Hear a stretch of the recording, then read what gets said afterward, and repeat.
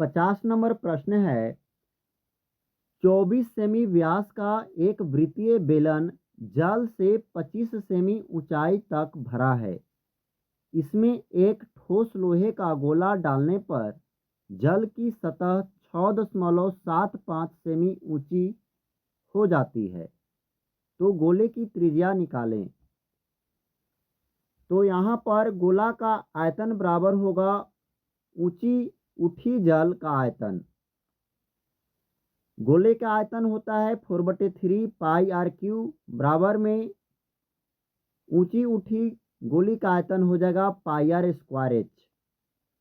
अब इसे हम फॉर्मूला बेस पर सेट करेंगे तो लिख सकते हैं 4/3 पाई आर क्यू बराबर पाई आर का मान है 12 तो 12 का स्क्वायर गुना एच है 6.75 तो इसे हम लिख देंगे।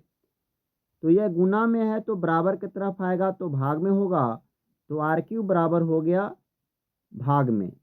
तो 4 से काटेंगे 36 बार में 144 आएगा। पाई से पाई कैंसिल हो गया। अब इसे हम गुना करते हैं तो आर क्यू बराबर होगा 36 गुना 6.75 गुना 3। इसलिए अब इसको आर क्यू में गुना किए तीनों को तो 729 आता है और 729 का घनमूल करते हैं तो 9 सेमी आ जाता है। तो इसका राइट आंसर बन जाएगा 9 सेमी।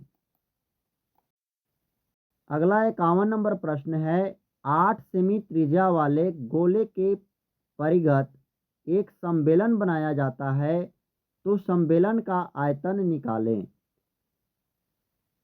तो यहाँ पर सम्मेलन का आयतन बराबर हो जाएगा पाई आर स्क्वायर एच। पाई का मान 22/7 गुना 8 गुना 8 गुना एच हो जाएगा 16 तो 16 रखेंगे। अब इसे गुना करते हैं तो आता है 22,528 बटा में 7 भाग देने के बाद आ जाएगा 3218.285714। तो इसे हम लिख सकते हैं 3218.3 सेमी क्यूब लगभग इसका राइट आंसर बन जाएगा। 52 नंबर प्रश्न है। शंकुनुमा गिलास के ऊपरी सिरे का व्यास 6 सेमी और ऊंचाई 9 सेमी है। यदि एक 3 सेमी व्यास तथा 2 सेमी गहराई वाले बेलनाकार कटोरे से गिलास में दूध भरा जाए तो कितने कटोरे दूध की आवश्यकता होगी। यहाँ पर कटोरे की संख्या बराबर हो जाएगा शंकुनुमा गिलास का आयतन बटा में कटोरे की संख्या, कटोरे का आयतन। तो इसे हम पहले फॉर्मूला लिखेंगे 1/3 पाई आर स्क्वायर एच बटा में बेलन का होता है पाई आर स्क्वायर एच। अब हम इसे लिख सकते हैं 1/3 पाई आर का वैल्यू 3 है तो 3 का स्क्वायर गुना एच का वैल्यू 9 है तो 9 लिखेंगे बटा में पाई गुना छोटे बेलन का है 3/2 तो 3/2 गुने 3/2 गुने लिख सकते हैं 2। 2 से 2 कैंसिल, पाई से पाई कैंसिल। अब यहाँ पर 3 का स्क्वायर 9 होगा गुना में 9। अब इसे भी फिर से पुनः काटेंगे तो 3 से 3 तिया 9 कटेगा और नीचे में 3 से फिर काटेंगे 3 तिया 9, 3 से 3 ऊपर कट गया तो इस प्रकार से बच गया 3 गुना 2 यानी 6 बच गया और 6 यहाँ पर इसका आंसर बन गया। अगला 53 नंबर प्रश्न है। एक मिठाई में उसके आयतन का लगभग 30% तक चीनी का घोल मिला है। 45 पीस मिठाई में लगभग कितना घोल मिलेगा जबकि मिठाई का प्रत्येक पीस 5 सेमी लंबा एवं 2.8 सेमी व्यास वाला ऐसा बेलन है जिसके दोनों सिरे अर्धवृत्ताकार है।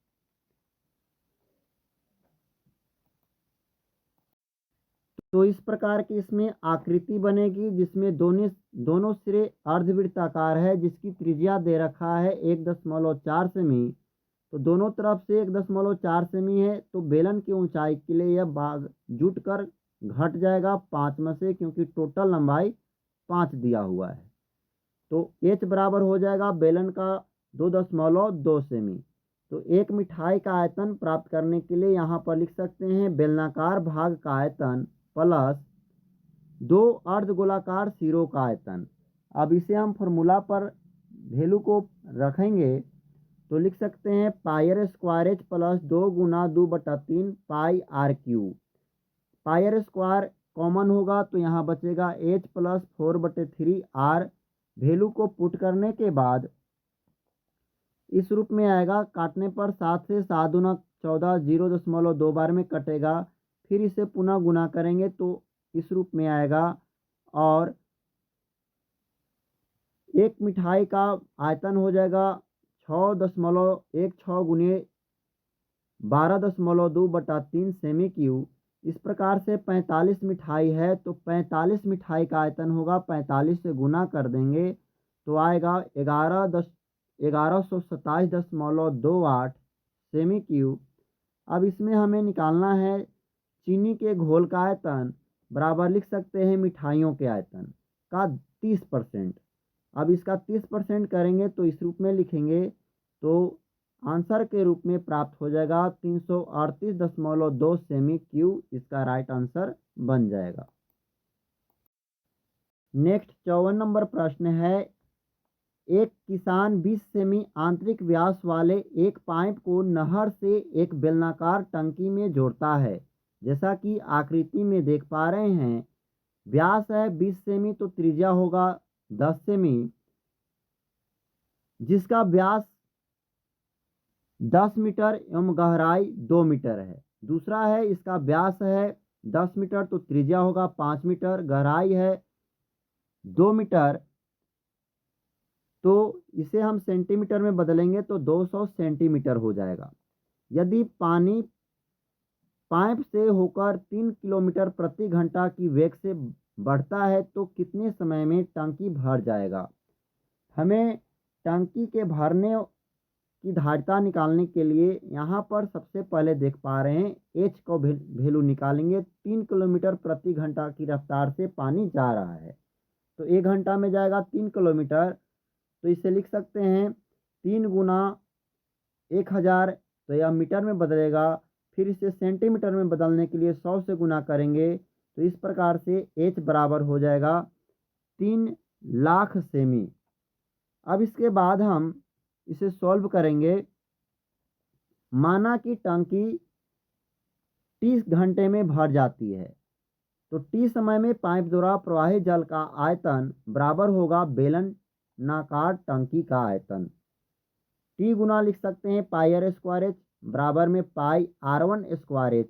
पाई से पाई दोनों तरफ कटेगा तो टी गुना होगा, वैल्यू पुट करते हैं 10 का स्क्वायर गुना एच का वैल्यू 3 लाख बराबर में 500 का स्क्वायर गुना में 200। अब यहाँ से टी के साथ गुना में संख्या तो बराबर में आएगा तो भाग में हो जाएगा। अब भाग में होने के बाद इसको काटेंगे तो समय के रूप में आएगा 5/3 घंटा।